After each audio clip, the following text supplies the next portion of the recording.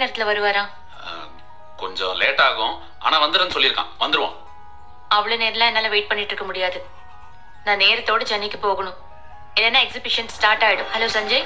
பைரவி, நானும் ஆறுமுகமும் சயின்ஸ் எக்ஸிபிஷனுக்காக சென்னைக்கு போயிட்டு இருந்தோம். போற வழியில வண்டி ப்ராப்ளம் ஆயிடுச்சு. வண்டி ஸ்டார்ட் ஆகவே மாட்டேங்குது.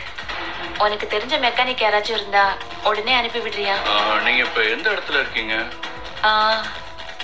புதுக்கோட்டை ரோட்ல வடகாடு கிட்ட இருக்கும். சரி, நான் இப்ப மெக்கானிக்கை அனுப்பி வைக்கிறேன். தேங்க்ஸ் சஞ்சய். சரி. ஆறுமுகத்தோட சென்னைக்கு போறியா? அவன் கூட போக கூடாது.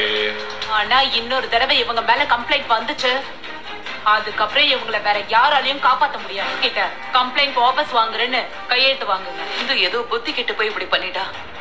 நீ அழாத. இன்னொரு தடவை குடும்ப பிரச்சனைனா வீட்லயே பேசி சால்வ் பண்ணணும். ஸ்டேஷன்ல வந்து கம்ப்ளைண்ட் கொடுத்துட்டு அப்புறம் வாபஸ் வாங்க கூடாது. புரிஞ்சுதா? சஞ்சய் எல்லாம் ஒரு ஆள்னு அவன்கிட்ட போய் ஹெல்ப் கேக்குற. அவனுக்கு என்ன தெரியும்?